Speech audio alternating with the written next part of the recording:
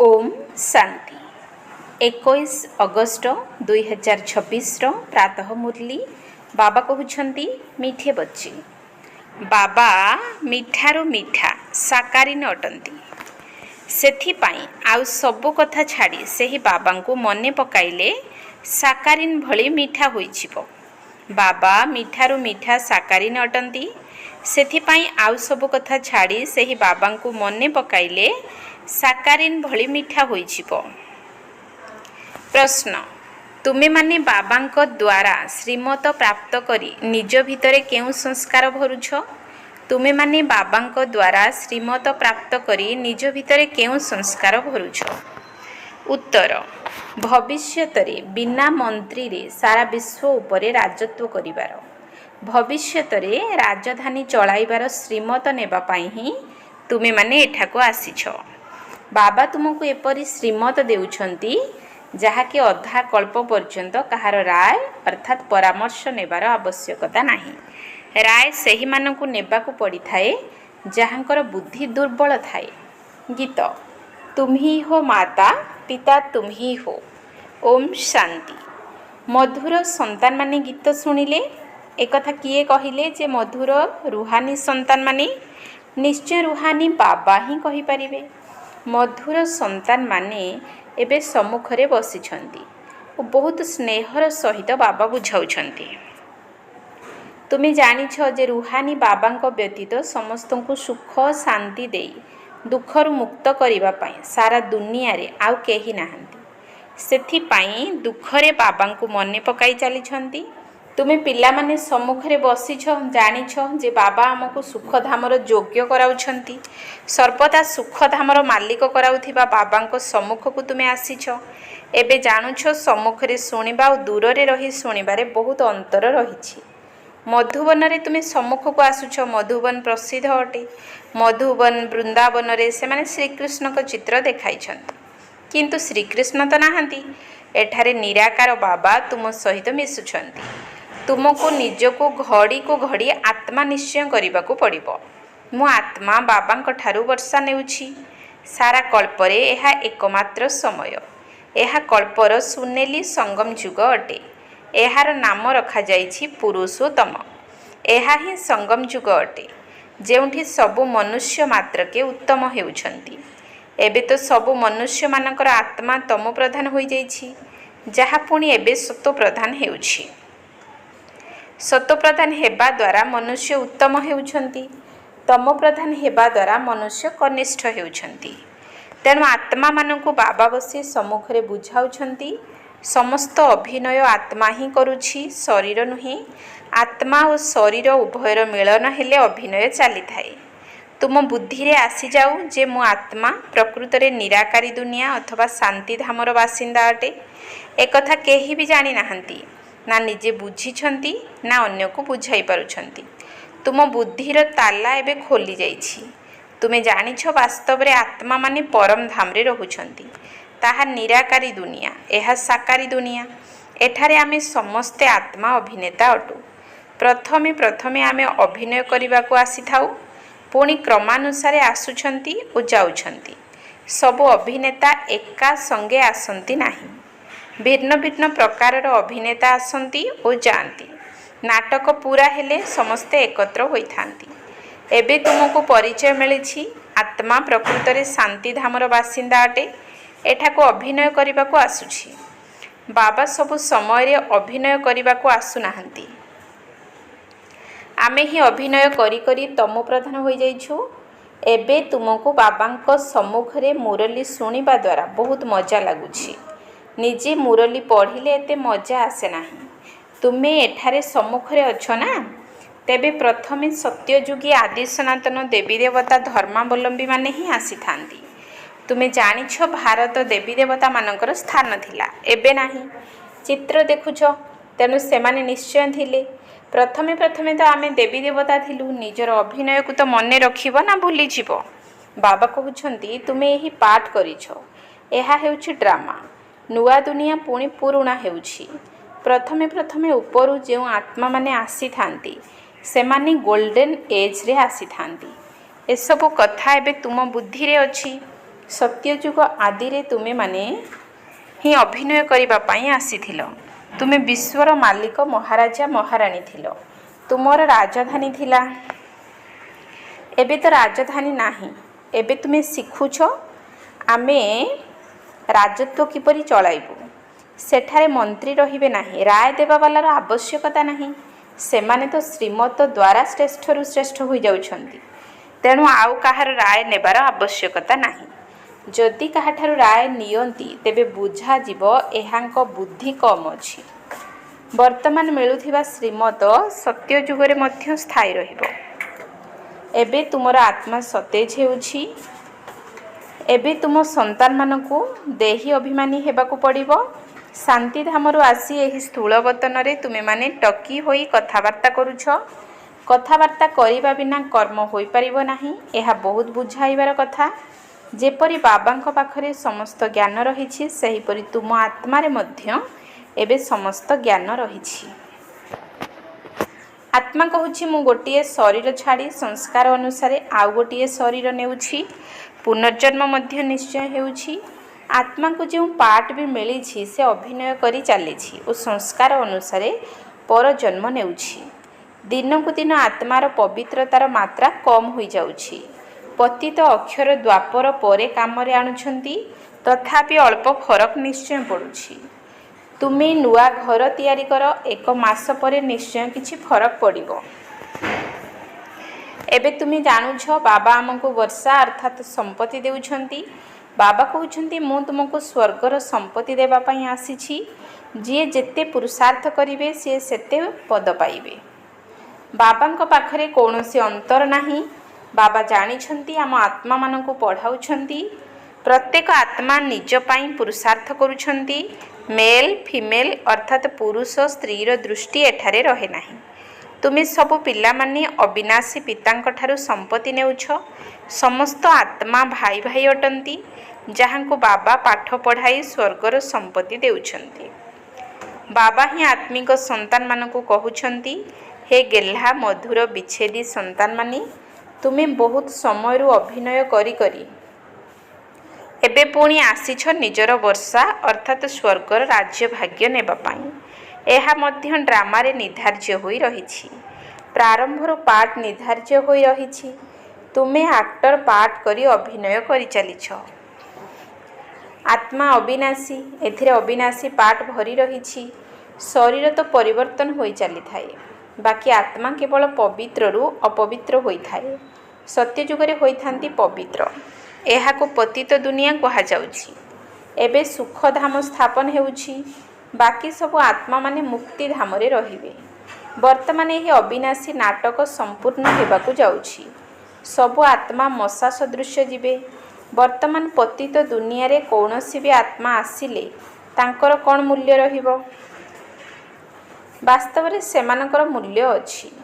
ଯେଉଁମାନେ ପ୍ରଥମେ ପ୍ରଥମେ ନୂଆ ଦୁନିଆକୁ ଆସିଥାନ୍ତି, ନୂଆ ଦୁନିଆ ଥିଲା ତାହା ପୁଣି ପୁରୁଣା ହୋଇଛି। ନୂଆ ଦୁନିଆରେ ଦେବତାମାନେ ଥିଲେ, ସେଠାରେ ଦୁଃଖର ଚିହ୍ନ ବର୍ଣ୍ଣ ନଥିଲା। ଏଠାରେ ତ ଅସରନ୍ତି ଦୁଃଖ ରହିଛି। ବାବା ଆସି ଦୁଃଖର ପୁରୁଣା ଦୁନିଆରୁ ମୁକ୍ତ କରୁଛନ୍ତି। ଏହି ପୁରୁଣା ଦୁନିଆ ନିଶ୍ଚୟ ବଦଳିବ। ଯେପରି ଦିନ ପରେ ରାତି, ରାତି ପରେ ଦିନ ହୋଇଥାଏ। ତୁମେମାନେ ଜାଣୁଛ ଆମେ ନିଶ୍ଚିତ ସତ୍ୟଯୁଗର ମାଲିକ ହେବୁ। ତେଣୁ ଆମେ କାହିଁକି ନିଜକୁ ଆତ୍ମା ନିଶ୍ଚୟ କରି ବାବାଙ୍କୁ ମନେ ନ ପକାଇବୁ? କିଛି ପରିଶ୍ରମ ତ କରିବାକୁ ପଡ଼ିବ। ରାଜତ୍ୱ ପାଇବା ସହଜ ନୁହେଁ। ବାବାଙ୍କୁ ମନେ ପକାଇବାକୁ ହେବ।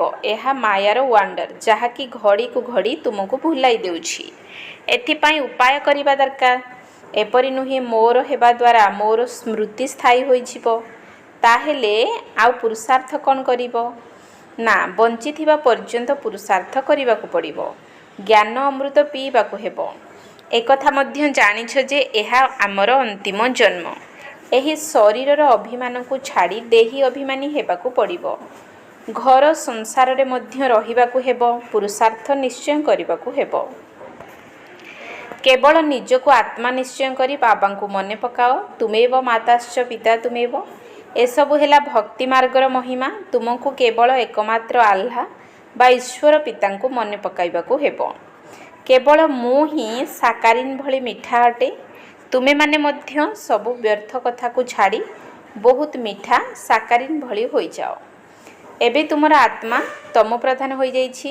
ତାକୁ ସତ୍ଵ ପ୍ରଦାନ କରିବା ପାଇଁ ଯୋଗର ଯାତ୍ରାରେ ରୁହ। ସମସ୍ତଙ୍କୁ ଏହି କଥା କୁହ, ବାବାଙ୍କ ଠାରୁ ସୁଖର ସମ୍ପତ୍ତି ନିଅ। ସତ୍ୟ ଯୁଗରେ ସୁଖ ରହିଥାଏ। ବାବା ହିଁ ସୁଖ ଧାମ ସ୍ଥାପନ କରୁଛନ୍ତି। ବାବାଙ୍କୁ ମନେ ପକାଇବା ବହୁତ ସହଜ ଅଟେ, କିନ୍ତୁ ମାୟାର ଅପୋଜିସନ୍ ଅର୍ଥାତ୍ ବିରୋଧ ବହୁତ ରହିଛି। ତେଣୁ ଚେଷ୍ଟା କରି ମୋତେ ମନେ ପକାଇଲେ ଖାଦ ବାହାରିଯିବ। ଗୋଟିଏ ସେକେଣ୍ଡରେ ଜୀବନ ମୁକ୍ତିର ଗାୟନ ରହିଛି। ଏହି ଡ୍ରାମାରେ ପ୍ରତ୍ୟେକଙ୍କୁ ନିଜର ପାର୍ଟ ରିପିଟ୍ କରିବାକୁ ହେବ। ଏହି ଡ୍ରାମା ଭିତରେ ସବୁଠାରୁ ଅଧିକ ପାର୍ଟ ଆମର ରହିଛି। ସୁଖ ମଧ୍ୟ ସବୁଠାରୁ ଅଧିକ ଆମକୁ ମିଳିବ। ବାବା କହୁଛନ୍ତି ତୁମର ଦେବୀ ଦେବତା ଧର୍ମ ବହୁତ ସୁଖଦାୟୀ ଅଟେ। ଆଉ ବାକି ସମସ୍ତେ ହିସାବ କିତାବ ଯୁକ୍ତ କରି ଶାନ୍ତି ଧାମ ଚାଲିଯିବେ। ଅଧିକ ବିସ୍ତାରକୁ ଆମେ କାହିଁକି ଯିବା? ବାବା ଆସୁ ହିଁଛନ୍ତି ସମସ୍ତଙ୍କୁ ଘରକୁ ନେଇଯିବା ପାଇଁ। ମଶା ସଦୃଶ୍ୟ ସମସ୍ତଙ୍କୁ ନେଇଯିବେ। ଏହି ଶରୀର ଶେଷ ହୋଇଯିବ। ବାକି ଅବିନାଶୀ ଆତ୍ମା ତାର ହିସାବ କିତାବ ଯୁକ୍ତ କରି ଚାଲିଯିବ। ଏପରି ନୁହେଁ ଯେ ଆତ୍ମା ନିଆଁରେ ପୋଡ଼ିଲେ ପବିତ୍ର ହେବ। ଆତ୍ମାକୁ ବାବାଙ୍କ ସ୍ମୃତି ରୂପୀ ଯୋଗ ଦ୍ୱାରା ପବିତ୍ର ହେବାକୁ ପଡ଼ିବ। ଏହା ଯୋଗ ଅଗ୍ନି ଅଟେ। ସେମାନେ ପୁଣି ଏହାକୁ ନାଟକ ରୂପ ଦେଇଛନ୍ତି। ସୀତା ଅଗ୍ନିକୁ ପାର କଲେ। ଅଗ୍ନିରେ କ'ଣ କେବଳ ଜଣେ ସୀତାଙ୍କୁ ପାରି ହେବାକୁ ହେବ? ବାବା ବୁଝାଉଛନ୍ତି ତୁମେ ସବୁ ସୀତାମାନେ ବର୍ତ୍ତମାନ ପତିତ ଅଟ। ରାବଣ ରାଜ୍ୟରେ ରହିଛ। ବର୍ତ୍ତମାନ ଏକ ବାବାଙ୍କୁ ମନେ ପକାଇ ତୁମକୁ ପାବନ ହେବାର ଅଛି। ରାମ ଜଣେ ହିଁ ଅଟନ୍ତି। ଅଗ୍ନି ଅକ୍ଷର ଶୁଣିବା ଦ୍ୱାରା ଭାବୁଛନ୍ତି ନିଆଁକୁ ପାରିକଲେ। କେଉଁଠି ଯୋଗ ଅଗ୍ନି, କେଉଁଠି ସ୍ଥୂଳ ଅଗ୍ନି। ଆତ୍ମା ପରମାତ୍ମାଙ୍କ ସହିତ ଯୋଗ ରଖିବା ଦ୍ୱାରା ପତିତରୁ ପାବନ ହେବ। ଯୋଗ ଅଗ୍ନି ଏବଂ ସ୍ଥୂଳ ଅଗ୍ନି ମଧ୍ୟରେ ରାତି ଦିନର ଅନ୍ତର ରହିଛି। ସବୁ ଆତ୍ମାମାନେ ସୀତା ଅଟନ୍ତି। ରାବଣ ଜେଲରେ ଶୋକ ବାଟିକାରେ ଅଛନ୍ତି। ଏଠାରେ ସୁଖ ତ କାକବିଷ୍ଠା ସମାନ ଅଟେ। ସ୍ୱର୍ଗର ସୁଖ ଅସରନ୍ତି ଅଟେ। ତେଣୁ ପିଲାମାନେ ଜ୍ଞାନରତ୍ନରେ ଝୋଲି ଭରିବା ଉଚିତ। କୌଣସି ପ୍ରକାରର ସଂଶୟ ଆସିବା ଅନୁଚିତ। ଦେହ ଅଭିମାନ ଆସିଲେ ପୁଣି ଅନେକ ପ୍ରକାରର ପ୍ରଶ୍ନ ଉଠିଥାଏ। ତାପରେ ବାବା ଯେଉଁ ସେବା ଦିଅନ୍ତି ତାକୁ କରନ୍ତି ନାହିଁ। ମୂଳ କଥା ହେଉଛି ଆମକୁ ପତିତରୁ ପାବନ ହେବାକୁ ପଡ଼ିବ। ଅନ୍ୟ କୌଣସି ସଂକଳ୍ପ କରିବାର ଆବଶ୍ୟକତା ନାହିଁ। ଏହା ହେଉଛି ପତିତ ଦୁନିଆ, ତାହା ହେଲା ପାବନ ଦୁନିଆ। ମୁଖ୍ୟ କଥା ହେଉଛି କିପରି ପବିତ୍ର ହେବା। ପାବନ କିଏ କରାଇବେ ଏକଥା କିଛି ଜାଣିନାହାନ୍ତି। ଯଦି ସେମାନଙ୍କୁ ପତିତ କୁହାଯିବ ତେବେ ବିଗିଡ଼ି ଯିବେ। ନିଜକୁ କେହି ବିକାରୀ ବୋଲି ଭାବୁନାହାନ୍ତି। କହିଥାନ୍ତି ସମସ୍ତେ ତ ଗୃହସ୍ଥୀ ଥିଲେ। ରାମ, ସୀତା, ଲକ୍ଷ୍ମୀ, ନାରାୟଣ ମଧ୍ୟ ପିଲା ଥିଲେ। ସେଠାରେ ପୁଣି ତ ପିଲା ଜନ୍ମ ହେବେ ଏକଥା ଭୁଲି ଯାଇଛନ୍ତି ଯେ ତାକୁ ନିର୍ବିକାରୀ ଦୁନିଆ କୁହାଯାଏ। ତାହା ହେଲା ଶିବାଳୟ। ବାବା ତୁମ ସନ୍ତାନମାନଙ୍କୁ କେତେ ଉପାୟ ବତାଉଛନ୍ତି। ଶିବ ବାବା ହେଉଛନ୍ତି ପିତା, ଶିକ୍ଷକ, ଗୁରୁ, ଯିଏ ସମସ୍ତଙ୍କୁ ସଦ୍ଗତି ଦେଉଛନ୍ତି। ଦୁନିଆରେ ତ ଯଦି ଜଣେ ଗୁରୁଙ୍କର ଦେହାନ୍ତ ହୋଇଯାଏ ତାହାହେଲେ ଗୁରୁଙ୍କର ଗଦି ବା ସ୍ଥାନ ତାଙ୍କର ସନ୍ତାନକୁ ଦେଇଥାନ୍ତି। ତେବେ ସେ ଗୁରୁ କିପରି କାହାର ସଦ୍ଗତି କରିପାରିବେ? ସମସ୍ତଙ୍କର ସଦ୍ଗତି ଦାତା ହେଉଛନ୍ତି ଜଣେ। ରାବଣ ରାଜ୍ୟରେ ହେଉଛି ଦୁର୍ଗତି। ରାମ ରାଜ୍ୟ ହେଉଛି ସଦ୍ଗତି। ବାବା ସମସ୍ତଙ୍କୁ ପାବନ କରି ନେଇଯାଇଥାନ୍ତି। ପୁଣି କେହି ତୁରନ୍ତ ପତିତ ହୋଇଯାଆନ୍ତି ନାହିଁ। କ୍ରମାନ୍ୱୟରେ ନିମ୍ନଗାମୀ ହୋଇଥାନ୍ତି। ସତ୍ଵ ପ୍ରଧାନରୁ ସତ୍ଵ, ରଜୋ, ତମ। ତୁମ ବୁଦ୍ଧିରେ 84 ଜନ୍ମର ଚକ୍ର ରହିଛି। ତୁମେ ବର୍ତ୍ତମାନ ଯେପରି ଲାଇଟ୍ ହାଉସ୍ ଅର୍ଥାତ୍ ଆଲୋକର ସ୍ତମ୍ଭ ଅଟ। ଜ୍ଞାନ ଦ୍ୱାରା ଏହି ଚକ୍ରକୁ ଜାଣିଗଲଣି ଯେ ଏହା କିପରି ଘୁରୁଛି। ଏବେ ତୁମ ସନ୍ତାନମାନଙ୍କୁ ଅନ୍ୟ ସମସ୍ତଙ୍କୁ ରାସ୍ତା ବତାଇବାକୁ ହେବ। ତୁମେ ସମସ୍ତେ ସେନା ଅଟ।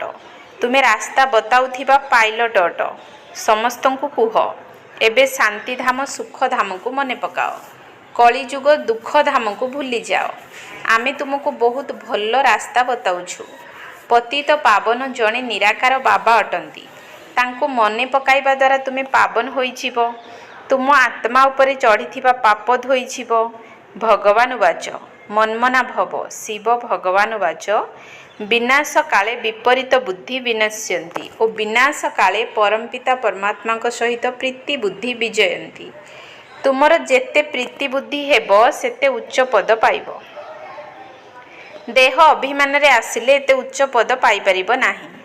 ଆଚ୍ଛା, ମିଠା ମିଠା ଶିଖିଲ ଧେ ସନ୍ତାନମାନଙ୍କ ପ୍ରତି ମାତା ପିତା ବାପ ଦାଦାଙ୍କର ମଧୁର ସ୍ନେହ ଭରା ସ୍ମୃତି ଏବଂ ସୁପ୍ରଭାତ। ଆତ୍ମିକ ପିତାଙ୍କର ଆତ୍ମିକ ସନ୍ତାନମାନଙ୍କୁ ନମସ୍ତେ। ଆତ୍ମିକ ସନ୍ତାନମାନଙ୍କର ଆତ୍ମିକ ବାପ ଦାଦାଙ୍କୁ ନମସ୍ତେ ନମସ୍ତେ ନମସ୍ତେ ସୁପ୍ରଭାତ। ଧାରଣ ପାଇଁ ମୁଖ୍ୟ ସାର 1 ନମ୍ବର ପଏଣ୍ଟ, ଜ୍ଞାନ ରତ୍ନରେ ନିଜର ବୁଦ୍ଧି ରୂପୀ ଝୁଲାମଣିକୁ ଭରିବାକୁ ହେବ। ଜ୍ଞାନରେ କୌଣସି ପ୍ରକାରର ସଂଶୟ ଉଠାଇବା ଅନୁଚିତ। ଯେତେ ସମ୍ଭବ ବାବାଙ୍କୁ ମନେ ପକାଇବାର ପୁରୁଷାର୍ଥ କରି ପାବନ ହେବାକୁ ପଡ଼ିବ। ବାକି ଅନେକ ପ୍ରକାରର ପ୍ରଶ୍ନ ଉଠାଇବା ଅନୁଚିତ। ଜ୍ଞାନ ରତ୍ନରେ ନିଜର ବୁଦ୍ଧି ରୂପୀ ଝୁଲାମଣିକୁ ଭରିବାକୁ ହେବ। ଜ୍ଞାନରେ କୌଣସି ପ୍ରକାରର ସଂଶୟ ଉଠାଇବା ଅନୁଚିତ। ଯେତେ ସମ୍ଭବ ବାବାଙ୍କୁ ମନେ ପକାଇବାର ପୁରୁଷାର୍ଥ କରି ପାବନ ହେବାକୁ ପଡ଼ିବ। ବାକି ଅନେକ ପ୍ରକାରର ପ୍ରଶ୍ନ ଉଠାଇବା ଅନୁଚିତ। 2 ନମ୍ବର ପଏଣ୍ଟ, କେବଳ ଏକ ବାବାଙ୍କ ସହିତ ସଚ୍ଚା ପ୍ରୀତି ରଖି ବାବାଙ୍କ ଭଳି ମିଠା ସାକାରିନ ହେବାକୁ ପଡ଼ିବ। କେବଳ ଏକ ବାବାଙ୍କ ସହିତ ସଚ୍ଚା ପ୍ରୀତି ରଖି ବାବାଙ୍କ ଭଳି ମିଠା ସାକାରିନ ହେବାକୁ ପଡ଼ିବ। ବରଦାନ, ସର୍ବଦା ଜ୍ଞାନ ସୂର୍ଯ୍ୟଙ୍କର ସମ୍ମୁଖରେ ରହୁଥିବା ଅନ୍ତର୍ମୁଖୀ ସୋମାନଧାରୀ ଭବ। ସର୍ବଦା ଜ୍ଞାନ ସୂର୍ଯ୍ୟଙ୍କର ସମ୍ମୁଖରେ ରହୁଥିବା ଅନ୍ତର୍ମୁଖୀ ସୋମାନଧାରୀ ଭବ। ଯେପରି ସୂର୍ଯ୍ୟକୁ ସମ୍ମୁଖରେ ଦେଖିଲେ ସୂର୍ଯ୍ୟର କିରଣ ନିଶ୍ଚିତ ପଡ଼ିବ, ସେହିପରି ଯେଉଁ ପିଲାମାନେ ଜ୍ଞାନ ସୂର୍ଯ୍ୟ ବାବାଙ୍କର ସମ୍ମୁଖରେ ସର୍ବଦା ରହିଥାନ୍ତି ସେମାନେ ଜ୍ଞାନ ସୂର୍ଯ୍ୟଙ୍କର ସର୍ବଗୁଣଗୁଡ଼ିକର କିରଣ ନିଜ ଉପରେ ଅନୁଭବ କରିଥାନ୍ତି। ସେମାନଙ୍କର ମୁଖମଣ୍ଡଳରେ ଅନ୍ତର୍ମୁଖତାର ଝଲକ ଏବଂ ସଙ୍ଗମ ଯୁଗର ବା ଭବିଷ୍ୟତର ସର୍ବ ସୋମାନଗୁଡ଼ିକର ଫଲକ ଅର୍ଥାତ୍ ଆତ୍ମିକ ନିଶା ଦେଖିବାକୁ ମିଳିଥାଏ। ଏଥିପାଇଁ ସର୍ବଦା ସ୍ମୃତିରେ ରହୁ ଯେ ଏହା ଅନ୍ତିମ ଘଡ଼ି ଅଟେ। ଯେକୌଣସି ସମୟରେ ଏହି ଶରୀରର ବିନାଶ ହୋଇପାରେ। ସେଥିପାଇଁ ସର୍ବଦା ପ୍ରୀତି ବୁଦ୍ଧି ହୋଇ ଜ୍ଞାନ ସୂର୍ଯ୍ୟଙ୍କର ସମ୍ମୁଖରେ ରହି ଅନ୍ତର୍ମୁଖତାର ବା ସୋମାନର ଅନୁଭୂତିରେ ରହିବାକୁ ହେବ। ସ୍ଲୋଗାନ, ସର୍ବଦା ଉଡ଼ିବାର କଳାରେ ଉଡ଼ି ଚାଲିବା ହିଁ ଜଞ୍ଜାଳ ରୂପକ ପାହାଡ଼କୁ ଅତିକ୍ରମ କରିବା। ସର୍ବଦା ଉଡ଼ିବାର କଳାରେ ଉଡ଼ି ଚାଲିବା ହିଁ ଜଞ୍ଜାଳ ରୂପକ ପାହାଡ଼କୁ ଅତିକ୍ରମ କରିବା। ଅବ୍ୟକ୍ତି ଇସାରା, ଅପବିତ୍ରତାର ବୀଜକୁ ମଧ୍ୟ ସମାପ୍ତ କରି ସମ୍ପୂର୍ଣ୍ଣ ସ୍ୱଚ୍ଛ ଅର୍ଥାତ୍ ପବିତ୍ର ହୁଅ। ଅପବିତ୍ରତାର ବୀଜକୁ ମଧ୍ୟ ସମାପ୍ତ କରି ସମ୍ପୂର୍ଣ୍ଣ ସ୍ୱଚ୍ଛ ଅର୍ଥାତ୍ ପବିତ୍ର ହୁଅ। ପବିତ୍ରତା ହିଁ ମହାନତା ଅଟେ। ଏହା ହିଁ ହେଉଛି ଯୋଗୀ ଜୀବନର ଆଧାର। ଯଦି ଟିକିଏ ବି ଅଂଶ ମାତ୍ରାରେ ସଂକଳ୍ପରେ ମଧ୍ୟ କୌଣସି ପ୍ରକାରର ଅପବିତ୍ରତା ରହିଥିବ ତେବେ ପବିତ୍ର ପିତାଙ୍କର ସ୍ମୃତି ସେ ଯିଏ ଅଟନ୍ତି ଯେପରି ଅଟନ୍ତି ସେହିପରି ଆସିପାରିବ ନାହିଁ। ସେଥିପାଇଁ ସଂକଳ୍ପରେ ମଧ୍ୟ ଅପବିତ୍ରତାର ଅଂଶକୁ ସମାପ୍ତ କରି ସମ୍ପୂର୍ଣ୍ଣ ସ୍ୱଚ୍ଛ ହୁଅ। ସର୍ବଦା ଏହି ସ୍ମୃତି ରହୁ ଯେ ମୁଁ ପୂଜ୍ୟ ଆତ୍ମା ଏହି ଶରୀର ରୂପକ ମନ୍ଦିରରେ ବିରାଜମାନ ଅଟେ। ଓମ୍ ଶାନ୍ତି।